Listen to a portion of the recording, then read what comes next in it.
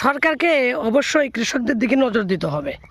দেখেন চতুর্দিকে ধান ফসলের মাঠ, কিন্তু এই কৃষক এখানে ধান চাষ না করে লাউ চাষ করছিলেন।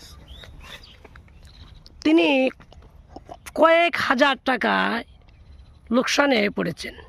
মূল কারণ তার উৎপাদিত ফসল নির্ধারিত মাত্রায় হয় নাই, এই যে বিভিন্ন রোগে আক্রান্ত হয়ে গেছে। এবং এবারে যে বৈরী আবহাওয়া, এই আবহাওয়ার কারণে ফসলই হয় নাই, এই লাউ ফসল হয় নাই, ব্যাপকভাবে ক্ষতিগ্রস্ত হচ্ছে। ফলে কৃষকদের প্রতি যদি সরকার দৃষ্টি না দেয় তাহলে এ দেশ তো হাহাকার করবে খাদ্যের জন্য সমগ্র এ দেশ এবং দেশের মানুষকে হাহাকার করতে হবে। দেখেন একটা মাত্র আমরা এখানে ফসল দেখতে পাচ্ছি, আর পুরো তার এই জমিতে ফসল নাই।